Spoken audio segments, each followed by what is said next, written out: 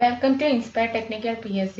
So, our previous session gate question, gate in the previous questions are discussed. So, in the session, we 2016 Kerala Water Authority Assistant Engineer Test chemical related questions. So, our exam in civil, chemical, mechanical syllabus. So, chemical questions cover So, അതിലെ കുറച്ച് questions ആണ് നമ്മൾ ഇന്നത്തെ സെഷനിൽ discuss ചെയ്യുന്നത്. Okay, ഇത്തരത്തിലുള്ള question ഒക്കെ PSCക്ക് ചോദിച്ചത് കൊണ്ട് തന്നെ ഈ മോഡൽ ക്വസ്റ്റ്യൻസ് ഒക്കെ വരാൻ എന്തായാലും ചാൻസ് ഉണ്ട്. സോ സീരിയസ് ആയിട്ട് നോക്കുക. സോ ഫസ്റ്റ് ക്വസ്റ്റ്യൻ നോക്കാം നമുക്ക്.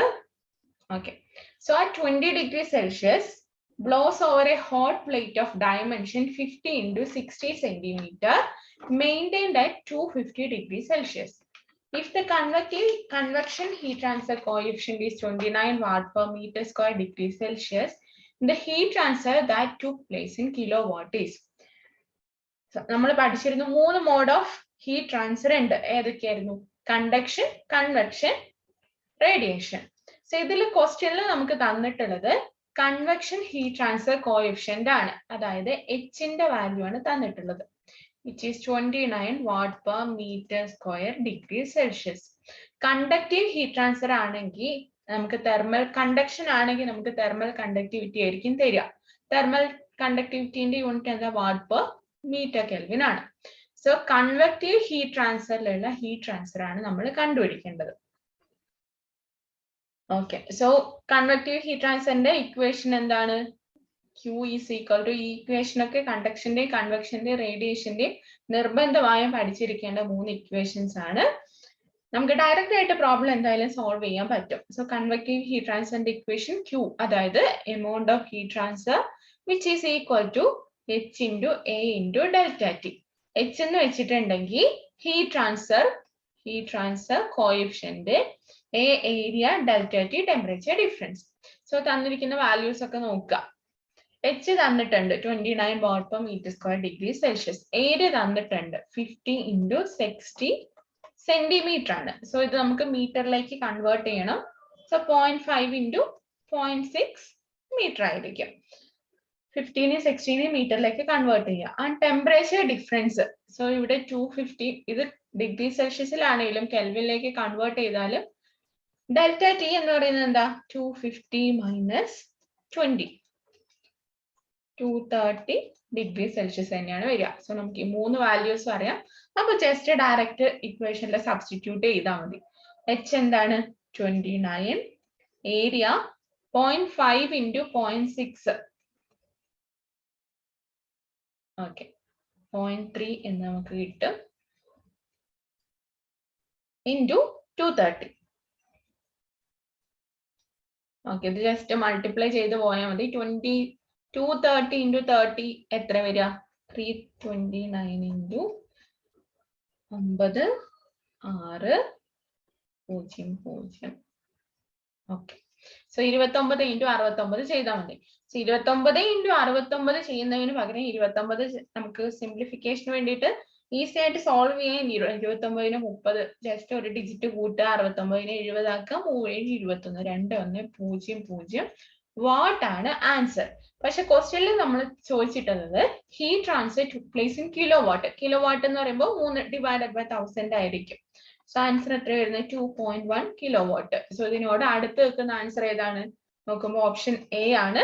2 കിലോ വാട്ട് ആണ് ഈ ഒരു ക്വസ്റ്റ്യന്റെ ആൻസർ. സോ കണ്ടക്ഷന്റെയും കൺവെക്ഷന്റെയും റേഡിയേഷന്റെയും മൂന്ന് ഇക്വേഷൻസ് പഠിച്ചു വെക്കുക. ഇനി അടുത്ത പ്രോബ്ലം. ഓക്കെ, ഇതും ഹീറ്റ് ട്രാൻസ്ഫറിന്റെ ബേസ് ചെയ്തിട്ടുള്ള മറ്റൊരു ക്വസ്റ്റ്യൻ ആണ്.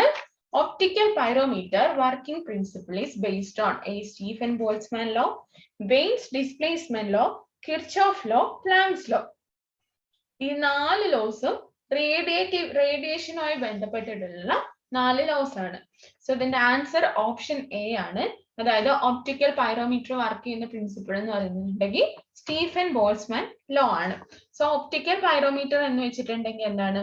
So which is A temperature measuring device ആണ്. ടെമ്പറേച്ചർ മെഷർ ചെയ്യാനുള്ള ഒരു ഡിവൈസ് ആണ് optical pyrometer. Actually optical pyrometer എങ്ങനെയാണ് ടെമ്പറേച്ചർ മെഷർ ചെയ്യുന്നത് എന്ന് വെച്ചിട്ടുണ്ടെങ്കിൽ, ഒരു ഒബ്ജക്റ്റ് എമിറ്റ് ചെയ്യുന്ന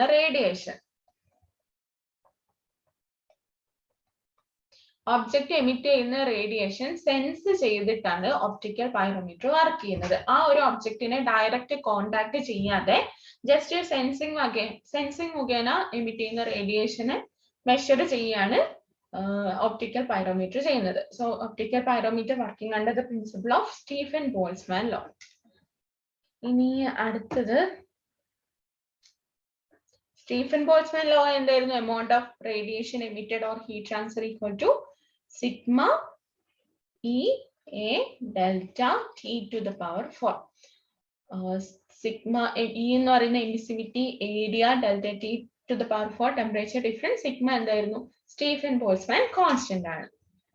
അടുത്ത ക്വസ്റ്റ്യൻ. ഓക്കെ, അടുത്ത question. Froude number is directly proportional to option A impeller speed, option B fluid viscosity, C square of impeller, D square of impeller speed. നമ്മൾ unit operation അല്ലെങ്കിൽ particle technology എന്ന് പറഞ്ഞ subject discuss ചെയ്തപ്പോൾ അതിൽ mixing, agitation തുടങ്ങിയ process ഒക്കെ നമ്മൾ discuss ചെയ്തിരുന്നു.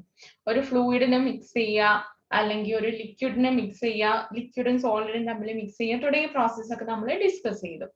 സോ ആ മിക്സിങ്ങില് നമ്മൾ ഒരു അജിറ്റേഷൻ അല്ലെങ്കിൽ മിക്സിങ്ങിന് ആവശ്യമായ ഒരു എക്യുപ്മെന്റ് നമ്മൾ ഡിസൈൻ ചെയ്യുമ്പോൾ അതിന്റെ പ്രോപ്പർട്ടീസ് ക്യാരക്ടറൈസ് ചെയ്യാൻ വേണ്ടിയിട്ട് കുറച്ച് ഡയമെൻഷൻലെസ് നമ്പേഴ്സ് യൂസ് ചെയ്യുന്നുണ്ട്. അതിലൊന്നാണ് ഫ്രൗഡ് നമ്പർ. അതായത് ഇതുപോലെ ഒരു എക്യുപ്മെന്റില് ഒരു ഇംപെല്ലർ ഉണ്ടാവും. സോ ഈ ഒരു ഇംപെല്ലറിന്റെ സ്പീഡ്, അതിന്റെ ഡയമീറ്റർ, അതിന്റെ ലെങ്ത് തുടങ്ങിയ കാര്യങ്ങളൊക്കെ അനുസരിച്ചാണ് അതിന്റെ മിക്സിങ്ങിന്റെ എഫിഷ്യൻസി നിർണ്ണയിക്കുന്നത്. സോ ഈ ഇംപെല്ലറിന്റെ പ്രോപ്പർട്ടി ക്യാരക്ടറൈസ് ചെയ്യാൻ യൂസ് ചെയ്യുന്ന കുറച്ച് ഡയമെൻഷൻലെസ് നമ്പറിൽ ഒന്നാണ് Froude number. Okay, Froude number, which is actually the ratio between inertial force divided by gravitational force. Idum maybe ചോദിക്കാം Froude number ന്റെ ratio എന്താണെന്ന്. Gravitational force. So Froude number ന്റെ കാണാനുള്ള ആക്ച്വൽ ഫോർമുല FR എന്ന് പറയുന്നത് n square DA by G. ഇതിലെ n എന്താന്ന് വെച്ചിട്ടുണ്ടെങ്കിൽ സ്പീഡ് ഓഫ് ഇംപെല്ലർ, സ്പീഡ് അല്ലെങ്കിൽ വെലോസിറ്റി ഓഫ് ഇംപെല്ലർ. DA എന്ന് പറയുന്നുണ്ടെങ്കിൽ diameter of impeller. G acceleration due to gravity 9.81. Okay, so ഇപ്പൊ നമുക്ക് Froude നമ്പറിന്റെ ഫോർമുല നമുക്ക് അറിയാം. എന്താണ്? Square of the impeller speed into diameter of the impeller divided by acceleration due to gravity. So നമ്മൾ ഓപ്ഷൻസിൽ നോക്കിയ രണ്ട് സ്ക്വയർ ഉണ്ട്. ഒന്ന് സ്ക്വയർ ഓഫ് ഇംപെല്ലറും ഉണ്ട്, സ്ക്വയർ ഓഫ് ഇംപെല്ലർ സ്പീഡും ഉണ്ട്. സോ ഒബിയസ്ലി n എന്താണ്? സ്പീഡ് ഓഫ് ഇംപെല്ലർ ആണ്. So Froude number is directly proportional to square of impeller speed and proportional to diameter of the impeller also. പക്ഷെ diameter ഓപ്ഷനിൽ ഇല്ല. So option D ആണ് answer. Okay, Froude number പോലെ തന്നെ നമ്മൾ ഇതുപോലെ ഇംപെല്ലർ ഡിസൈൻ ചെയ്യുമ്പോൾ യൂസ് ചെയ്യുന്നുള്ള മറ്റുള്ള ഡയമെൻഷൻലെസ് നമ്പേഴ്സ് ആണ്. ജസ്റ്റ് ഞാനൊന്ന് മെൻഷൻ ചെയ്യാൻ, നമ്മൾ ഓൾറെഡി ക്ലാസ് എടുത്തിട്ടുള്ളതാണ്. ഒന്ന് പവർ നമ്പർ, അതുപോലെ റെയ്നോൾഡ്സ് നമ്പർ, പിന്നുള്ളത് ഫ്ലോ നമ്പർ. ഇതെല്ലാം ഫ്ലോ ക്യാരക്ടറൈസ് ചെയ്യാൻ യൂസ് ചെയ്യുന്ന ഡയമെൻഷൻലെസ് നമ്പർ ആണ്. പവർ നമ്പർ എന്തിനാന്ന് വെച്ചിട്ടുണ്ടെങ്കിൽ എത്ര പവർ കൺസ്യൂം ചെയ്തു അല്ലെങ്കിൽ എത്ര പവർ ആവശ്യമാണ് എന്നത് കണ്ടുപിടിക്കാൻ യൂസ് ചെയ്യുന്ന നമ്പർ ആണ് പവർ നമ്പർ. സോ പവർ നമ്പറിന്റെ ഫോർമുല എഴുതാം. NP equal to P by N cube into DA raised to 5 into density. So ഇതിൽ P എന്ന് പറയുന്നത് പവർ റിക്വയർഡ്, N നേരത്തെ പറഞ്ഞ പോലെ speed of the impeller, DA diameter of the impeller, rho density of that phase. ആ ഒരു particular എക്യുപ്മെന്റിൽ നമ്മൾ use ചെയ്യുന്ന മീഡിയത്തിന്റെ ഡെൻസിറ്റിയാണ് എടുക്കുന്നത്. സോ ഇതെന്തിനാ, പവർ എത്രത്തോളം കൺസ്യൂം ചെയ്തു എന്നത് മനസ്സിലാക്കാൻ വേണ്ടിയിട്ടാണ് പവർ നമ്പർ. റെയ്നോൾഡ്സ് നമ്പർ എന്തിനാ നമ്മൾ ഡിസ്കസ് ചെയ്തിട്ടുണ്ട്. എന്തിനാണ് വേണ്ടിയിട്ടാണ്? ഫ്ലോ ബിഹേവിയർ അറിയാൻ വേണ്ടിയിട്ടാണ് റെയ്നോൾഡ്സ് നമ്പർ യൂസ് ചെയ്യുന്നത്. So Reynolds number NA equal to or NRE equal to N into DA square rho by mu. Okay, ഞാൻ ആ സെഷൻ ഡിസ്കസ് ചെയ്തപ്പോൾ DA⁵5 ആണോ പറഞ്ഞതെന്നൊരു ഡൗട്ട് ഉണ്ടോ എന്ന് ചെക്ക് ചെയ്യാം. Actually N DA square rho by mu ആണ്. Actually Reynolds number എന്താ? dV rho by mu. Diameter into velocity into density by dynamic viscosity. പക്ഷേ ഫ്ലൂയിഡ് ഇതില് യൂണിറ്റ് ഓപ്പറേഷനിൽ അല്ലെങ്കിൽ മിക്സിംഗ് ഓപ്പറേഷനിലുള്ള റെയ്നോൾഡ്സ് നമ്പറിന്റെ formula N into DA square rho by mu. N എന്താണ്? Speed of the impeller, DA diameter of the impeller, rho എന്ന് വെച്ചിട്ടുണ്ടെങ്കിൽ density of fluid, mu viscosity of ഫ്ലൂയിഡും ആണ്. ഓക്കെ, ഇത് NRE എന്ന് പറയുന്നത് ഒരു പർട്ടിക്കുലർ എമൗണ്ടിൽ താഴെയാണെങ്കിൽ, ലെസ് ദാൻ 10 ആണെന്ന് തോന്നുന്നു, ലെസ് ദാൻ 10 ആണെങ്കിൽ ലാമിനാർ ഫ്ലോയും അതിൽ കൂടുതലാണെങ്കിൽ ടർബുലന്റ് ഫ്ലോയും ആയിരിക്കും. സോ ഫ്ലോ ബിഹേവിയർ ഐഡന്റിഫൈ ചെയ്യാൻ വേണ്ടിയിട്ടാണ് റെയ്നോൾഡ്സ് നമ്പർ യൂസ് ചെയ്യുന്നത്. ലാമിനാർ ഫ്ലോ ആണോ ടർബുലന്റ് ഫ്ലോ ആണോ എന്നറിയാൻ വേണ്ടിയിട്ട്.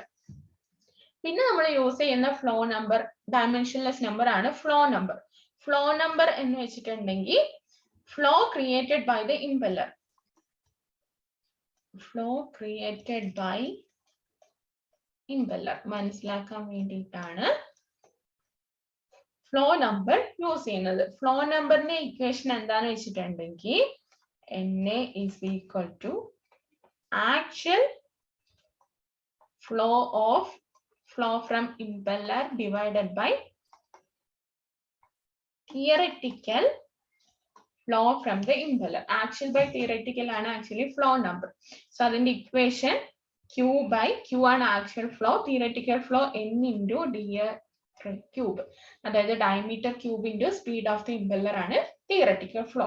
സോ ഫ്ലോ നമ്പറിന്റെ കൂടെ ഈ മൂന്ന് ഡയമെൻഷൻലെസ് നമ്പറും കൂടെ നോട്ട് ചെയ്യുക. അതിൽ ഏത് വേണേലും ചോദിക്കാനുള്ള ചാൻസ് ഉണ്ട്. പവർ നമ്പറും റെയ്നോൾഡ്സ് നമ്പറും ഫ്ലോ നമ്പറും ഇക്വേഷനും അതുപോലെ N എന്താ, DA എന്താ, റോ എന്താന്നൊക്കെ അറിയണമെങ്കിൽ നമുക്ക് ഈസി ആയിട്ട് അറിയാലോ ഏതാണ് പ്രപ്പോർഷണൽ, ഏതാണ് ഇൻവേഴ്സ്ലി പ്രപ്പോർഷണൽ എന്നൊക്കെ നമുക്ക് പറയാൻ സാധിക്കും. അടുത്ത question, LMTD correction factor is used for which case? Okay, so LMTD എന്ന് വെച്ചിട്ടുണ്ടെങ്കിൽ log mean temperature difference ആണ്. സോ ഇതിൽ ഏത് കേസിലാണ് LMTD correction factor യൂസ് ചെയ്യുന്നത്? Option A parallel flow, option B counter flow, option C cross flow, option D all of the above. So ഞാൻ ഈ question paper നോക്കിയപ്പോ അതില് സോൾവ് ചെയ്ത ആൻസർ ഓപ്ഷൻ ഡി ആയിട്ടാ കണ്ടത്, ഓൾ ഓഫ് ദ എബോവ് ആയിരുന്നു answer. പക്ഷെ ആക്ച്വലി ഇതിന്റെ കറക്റ്റ് ആൻസർ വരുന്നത് ഓപ്ഷൻ സി ആണ്, ക്രോസ് ഫ്ലോ ആണ്. സോ LMTD എന്താന്ന് വെച്ചിട്ടുണ്ടെങ്കിൽ ആദ്യം പറയാം. ടെമ്പറേച്ചർ ഡിഫറൻസ് ആണല്ലോ ഒരു മെറ്റീരിയലിന്റെ ഡ്രൈവിംഗ് ഫോഴ്സ് എന്ന് പറയുന്നത്. സോ LMTD ഇപ്പൊ പാരലൽ ഫ്ലോ ആണെങ്കിലും കൗണ്ടർ ഫ്ലോ എടുത്താലും, പാരലൽ ഫ്ലോ ആണെങ്കിൽ എന്താണ്, ഹോട്ട് ഫ്ലൂയിഡ് കോൾഡ് ഫ്ലൂയിഡും ഒരേ ഡയറക്ഷനിൽ പാസ് ചെയ്യുന്നതാണ് പാരലൽ ഫ്ലോ. കൗണ്ടർ ഫ്ലോ ആണെങ്കിൽ രണ്ടും ഓപ്പോസിറ്റ് ഡയറക്ഷനിൽ, ഹോട്ട്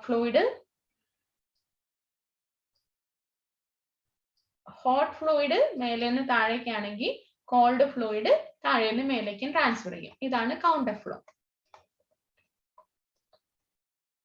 സോ ഇതിന്റെ രണ്ടിന്റെയും LMTD നമ്മൾ കണ്ടുപിടിക്കുന്നത് എങ്ങനെയാ? ഇവിടുത്തെ ടെമ്പറേച്ചർ ABCD ആണെങ്കിൽ A-B T1 നമുക്ക് എഴുതാം, C-D T2 എഴുതാം. അതുപോലെ ഇവിടെയും T1, ഈ ടെമ്പറേച്ചർ ഡിഫറൻസ് T2 എഴുതാം. സോ ഇവിടുത്തെ LMTD എന്ന് പറയുന്നത് T1 - T2, അതായത് ഇവിടുത്തെ temperature difference delta T1 - delta T2 by ln of delta T1 - delta T2 ആണ്. പാരലൽ ഫ്ലോയ്ക്കും കൗണ്ടർ ഫ്ലോയ്ക്കും നമുക്ക് ഈ ഒരു ഇക്വേഷൻ യൂസ് ചെയ്യാൻ സാധിക്കും. അതേസമയം ക്രോസ് ഫ്ലോയിന്റെ കേസിൽ LMTD കാണാൻ യൂസ് ചെയ്യുന്ന ഇക്വേഷൻ ആണ് F into delta T of counter flow. F എന്ന് പറയുന്നത് നമുക്കൊരു പർട്ടിക്കുലർ ഗ്രാഫിൽ നിന്ന് അല്ലെങ്കിൽ ഒരു ഡാറ്റ ബുക്കിൽ നിന്ന് കിട്ടുന്ന ഒരു കറക്ഷൻ ഫാക്ടർ ആണ് എഫ്. സോ ഇതിനെയാണ് കോറിലേഷൻ ഫാക്ടർ ഓഫ് LMTD എന്ന് പറയുന്നത്. So question എന്താ ചോദിച്ചിട്ടുള്ള LMTD correlation factor is used for which of the cases? So ഇതിൽ ഓപ്ഷൻ സി ആണ് ആൻസർ. ക്രോസ് ഫ്ലോയ്ക്ക് വേണ്ടിയിട്ടാണ് LMTD correlation factor യൂസ് ചെയ്യുന്നത്. ഇനി അടുത്ത ക്വസ്റ്റ്യൻ നോക്കാം. Slugging occur in a fluidized bed if the bed is dash. So option A പറഞ്ഞിട്ടുള്ളത് particle are large and heavy. Option B, the vessel is narrow and the bed is deep. Option C, both A and B. Option D, neither A nor B. So fluidization basically രണ്ടായിട്ട് classify ചെയ്തിട്ടുണ്ട്. ഒന്ന് particulate fluidization ഉം രണ്ടാമത്തത് bubbling fluidization. ഈ bubbling fluidization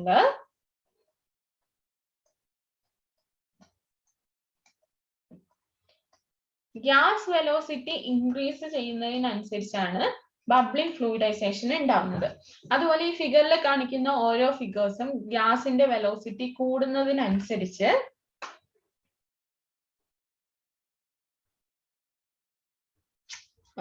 ഇതുപോലെ ഗ്യാസിന്റെ velocity കൂടുന്നതിനനുസരിച്ചാണ് ഓരോ particular ഫ്ലൂയിഡൈസേഷൻ ഓരോ റീജിയൻസ് ഉണ്ടാവുന്നത്.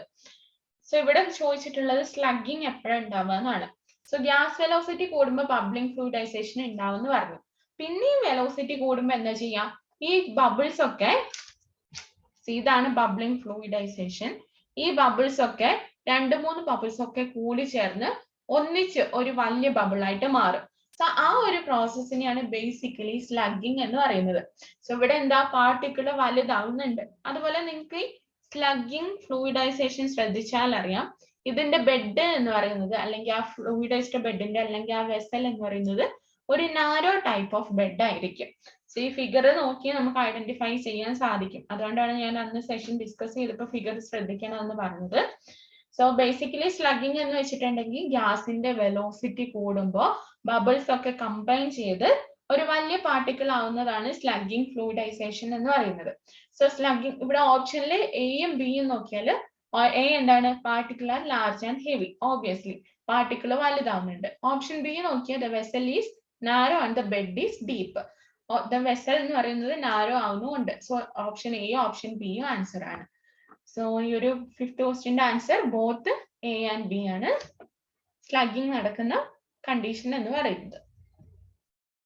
അടുത്ത question. Okay. So the Michaelis-Menten parameter can be evaluated using Eddie-Hofstee plot, Line-Weaver-Burk plot, both A and B, neither A nor B. So Michaelis-Menten parameter നമ്മൾ enzyme kinetics പഠിച്ചപ്പോൾ discuss ചെയ്ത ഒരു topic ആണ് Michaelis-Menten parameter. So enzymatic product ഫോർമേഷനിൽ എങ്ങനെയായിരുന്നു process? ഒരു എൻസൈമും സബ്സ്ട്രേറ്റും കൂടെ combine ചെയ്തിട്ട് ഒരു എൻസൈം സബ്സ്ട്രേറ്റ് കോംപ്ലക്സ് ഫോം ചെയ്യും, അല്ലെങ്കിൽ ഒരു ഇന്റർമീഡിയറ്റ് ഫോം ചെയ്യും. ആ ഇന്റർമീഡിയറ്റ് ബ്രേക്ക് ചെയ്തിട്ട് ഒരു പ്രൊഡക്റ്റും പിന്നെ യൂസ് ചെയ്തിട്ടുള്ള എൻസൈം റിലീസ് ചെയ്യും. ഇതാണ് എൻസൈമാറ്റിക് പ്രോസസ് ആക്ച്വലി. സോ ഇതിന്റെ കൈനറ്റിക് മനസ്സിലാക്കാൻ വേണ്ടിയിട്ട് അല്ലെങ്കിൽ എൻസൈം കൈനറ്റിക് പ്രോസസ്സിൽ അതിന്റെ റിയാക്ഷൻ റേറ്റ് എന്ന് വെച്ചിട്ടുണ്ടെങ്കിൽ സ്പീഡ് ഓഫ് ദ റിയാക്ഷൻ അല്ലെങ്കിൽ വെലോസിറ്റി കാണാൻ വേണ്ടിയിട്ട് യൂസ് ചെയ്യുന്ന ഒരു മോഡലാണ് Michaelis-Menten പാരാമീറ്റർ എന്ന് പറയുന്നത്. സോ ഈ Michaelis-Menten പാരാമീറ്റർ നമുക്ക് ഇവാലുവേറ്റ് ചെയ്യാൻ ബേസിക്കലി 3 തരത്തിലുള്ള പ്ലോട്ട് നമ്മൾ യൂസ് ചെയ്യുന്നുണ്ട്. സോ അതിലൊന്നാണ് എഡ്ഡി-ഹോഫ്സ്റ്റീ പ്ലോട്ട്, രണ്ടാമത്തേത് ലൈൻ-വീവർ-ബുർക്ക് പ്ലോട്ട്, മൂന്നാമത്തെ പ്ലോട്ട് ഹെയ്ൻസ്-വൂൾഫ് പ്ലോട്ട്. ഈ 3 പ്ലോട്ടുകൾ നമ്മൾ എൻസൈമാറ്റിക് റിയാക്ഷനിൽ അതിന്റെ റിയാക്ഷൻ റേറ്റ് അല്ലെങ്കിൽ വെലോസിറ്റി കാണാൻ യൂസ് ചെയ്യുന്ന പ്ലോട്ടാണ്. സോ ഈ 3 പ്ലോട്ട് എങ്ങനെ പ്ലോട്ട് ചെയ്യുന്നു വെച്ചിട്ടുണ്ടെങ്കിൽ അതിന്റെ റിയാക്ഷൻ റേറ്റും ഈ സബ്സ്ട്രേറ്റിന്റെ കോൺസെൻട്രേഷനും തമ്മിൽ ഉള്ള ഗ്രാഫ് വരച്ചിട്ടാണ് ഈ 3 ഗ്രാഫും പ്ലോട്ട് ചെയ്യുന്നത്. അതിൽ എഡ്ഡി-ഹോഫ്സ്റ്റീ പ്ലോട്ട് ആണെങ്കിൽ റിയാക്ഷൻ റേറ്റ് വേഴ്സസ് 1 by സബ്സ്ട്രേറ്റിന്റെ കോൺസെൻട്രേഷൻ എടുക്കും. അതേസമയം ലൈൻ വീവർ പ്ലോട്ട് ആണെങ്കിൽ രണ്ടിന്റെ റെസിപ്രോക്കൽ ആണ് എടുക്കുക. 1 by റിയാക്ഷൻ റേറ്റും വേഴ്സസ് y ആക്സിസിൽ 1 by r, x ആക്സിസിൽ 1 by കോൺസെൻട്രേഷൻ ഓഫ് സബ്സ്ട്രേറ്റും. അതേപോലെ ഹൈൻസ് ഫുൾ പ്ലോട്ട് ആണെങ്കിൽ concentration by rate of reaction versus concentration. ഇവ തമ്മിലുള്ള ഒരു ഗ്രാഫ് പ്ലോട്ട് ചെയ്തിട്ടാണ് നമ്മൾ അതിന്റെ വെലോസിറ്റി അല്ലെങ്കിൽ സ്പീഡ് ഓഫ് ദ റിയാക്ഷൻ കണ്ടുപിടിക്കുന്നത്. സോ ഓപ്ഷൻ എ നോക്കിയാലും ബി നോക്കിയാലും രണ്ട് നമ്മൾ പ്ലോട്ട് ചെയ്യുന്നുണ്ട്. സോ ഓപ്ഷൻ സി ആണ് answer, both A and B. അതായത് എഡ്ഡി ഹോഫ്സ്റ്റീൻ പ്ലോട്ടും ലൈൻ വീവർ ബ്രൂക്കർ പ്ലോട്ടും നമുക്ക് മൈക്കിളിൻ മെന്റൻ പാരാമീറ്റർ ഡിറ്റർമൈൻ ചെയ്യാൻ വേണ്ടി യൂസ് ചെയ്യുന്നുണ്ട്. ഇനി അടുത്ത question. Okay, in the CGS system one stoke is defined as. ഇത് നമ്മൾ ഫ്ലൂയിഡ് മെക്കാനിക്സ് പഠിച്ചപ്പോൾ നിങ്ങൾ ശ്രദ്ധിച്ചിട്ടുണ്ടാവും. സ്റ്റോക്ക് എന്ന് വെച്ചിട്ടുണ്ടെങ്കിൽ എന്താണ്? CGS unit of viscosity. Stoke എന്ന് പറയുന്നത് CGS യൂണിറ്റ് ഓഫ് വിസ്കോസിറ്റി ആണ്.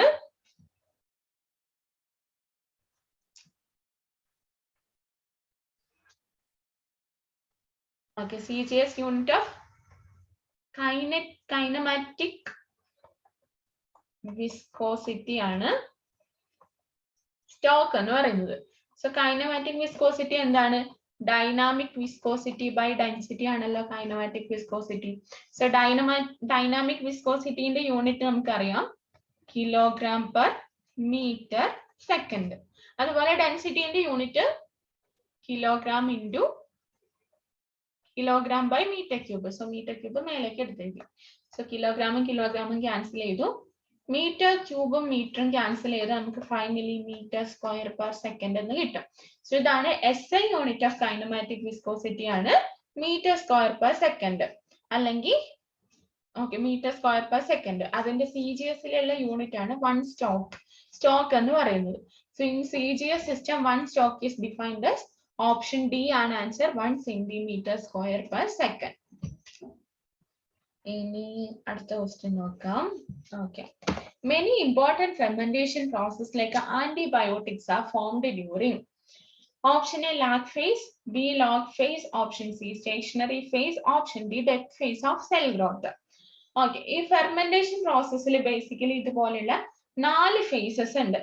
ഫെർമെന്റേഷൻ പ്രോസസ് എന്താണ്? പാല് പുളിച്ച് തൈരാവുന്ന പ്രോസസ്, അല്ലെങ്കിൽ ദോശമാവൊക്കെ പുളിച്ച് പൊന്തുന്ന പ്രോസസ്സാണ് ഫെർമെന്റേഷൻ പ്രോസസ്സ്. അതിൽ ഈസ്റ്റോ അതുപോലെയുള്ള ബാക്ടീരിയ ഒക്കെ പ്രവർത്തിച്ചിട്ടാണ് ഫെർമെന്റേഷൻ നടക്കുന്നത്. സോ ഈ ഫെർമെന്റേഷൻ പ്രോസസ്സ് അല്ലെങ്കിൽ പാല് പുളിച്ച് തൈരാവുന്ന പ്രോസസ്സ് ബേസിക്കലി 4 ഫേസ് ഉണ്ട്. അതിൽ ഒന്നാണ് ലാഗ് ഫേസ്, രണ്ടാമത്തേത് ലോഗ് ഫേസ്, മൂന്നാമത്തേത് സ്റ്റേഷനറി ഫേസ്, നാലാമത്തേത് ഡെത്ത് ഫേസ്.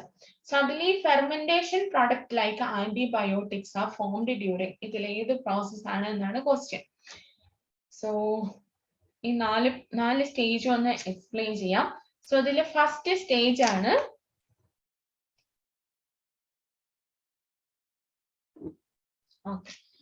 ഫസ്റ്റ് സ്റ്റേജ് ആണ് ലാഗ് ഫേസ് എന്ന് പറയുന്നത്.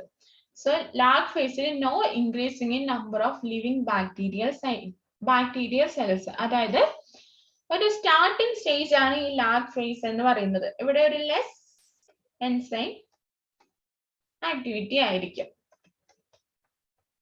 ജസ്റ്റ് ഒരു ഇനീഷ്യൽ സ്റ്റേജ് എന്ന് പറയാം. രണ്ടാമത്തേതാണ് ലോഗ് ഫേസ് അല്ലെങ്കിൽ ഗ്രോത്ത് ഫേസ്. ഇവിടെ exponential increase of number of living bacterial cells. ആ ബാക്ടീരിയൽ സെൽസ് മൾട്ടിപ്പിൾ ആവുന്ന സ്റ്റേജ് ആണ് ലോഗ് ഫേസ് എന്നത്. അതായത് അതിന്റെ ബാക്ടീരിയൽ സെൽസ് ഒക്കെ ഡിവൈഡ് ആവും. സോ അതാണ് ആക്ച്വലി ലോഗ് ഫേസ്.